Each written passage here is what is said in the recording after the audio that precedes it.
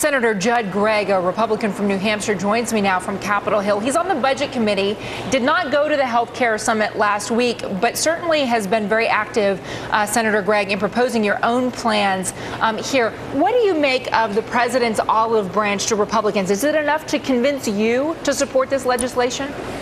Well, I think it's sort of like putting a new mirror on an Edsel. You know, the simple fact is the underlying vehicle, which is the $2.5 trillion bill that passed the Senate and which they're going to try to pass out of the House and send to the president to sign, is fundamentally flawed. It's too much government, it's too big. There are a whole series of things we can do, but we should start from a blank piece of paper and work on the things that we agree on, of which there are some very significant items. And the president may mention a couple today, but as a practical matter, putting them on this underlying vehicle, which is called the Senate health care bill, it just doesn't work because the bill is so bad. Well, okay, so Senator Gregg, I went back today to your website to refresh myself on what you propose to do with health care reform.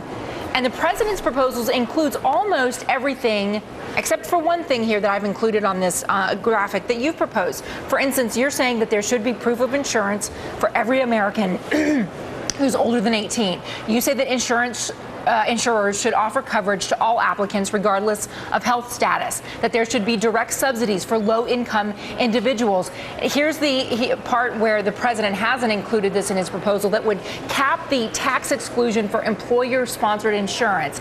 And you would really focus on preventive care here, making sure that it's paid for, and you want to reform Medicare's fees for service systems. So here's what I don't understand. Given all that is similar in the president's plan and in your plan, is this, I mean, are Republicans at this point standing on the precipice saying, unless I get every single item that I want, I won't support it?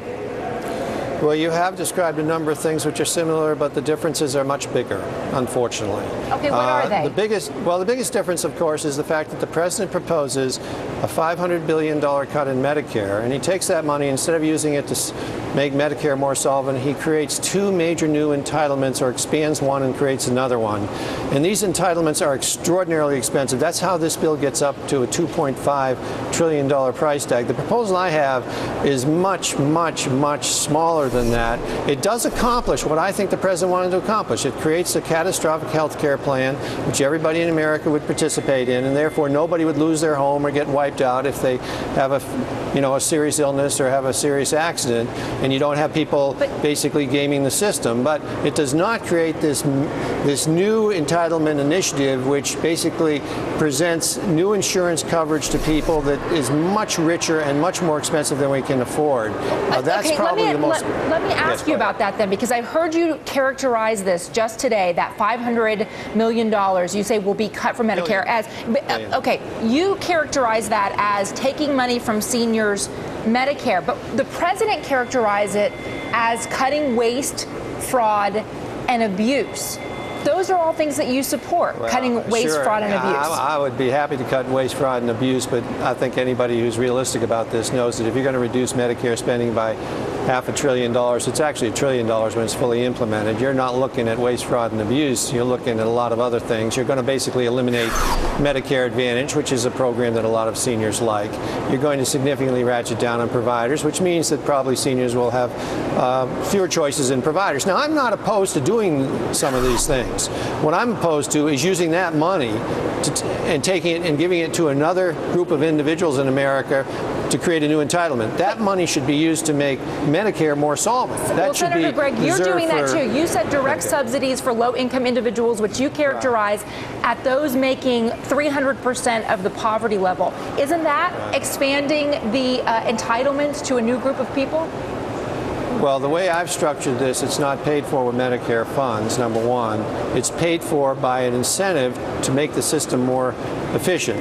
CBO, when myself and Senator Conrad asked them, what are the things that we can do to reduce the cost of health care? What can we do to reduce the cost of health care? They came back and said, well, the best way to do it is to make people's insurance taxable and not deductible when it gets over the mean. In other words, insurance today costs about $12,500 per person if you're so insured in in the other private words, sector. taxing the Cadillac plans, which today an edit. I would actually tax the Oldsmobile plans, but yes, because that means you reduce overutilization, and you make the system more efficient, and you take those dollars, which are very significant, by the way, and you use those to fund people who are at the middle, who are at the lower income brackets, in order to make sure that they have access to health care, as well as a catastrophic coverage. Well, I have to say that the Washington Post editorial today is calling for the same thing, actually urging Blue Dog Democrats to take on that tax on expensive health care plans as a priority in health care reform. Senator Gregg, as always, I appreciate you sharing your ideas and your perspective on this. Thanks.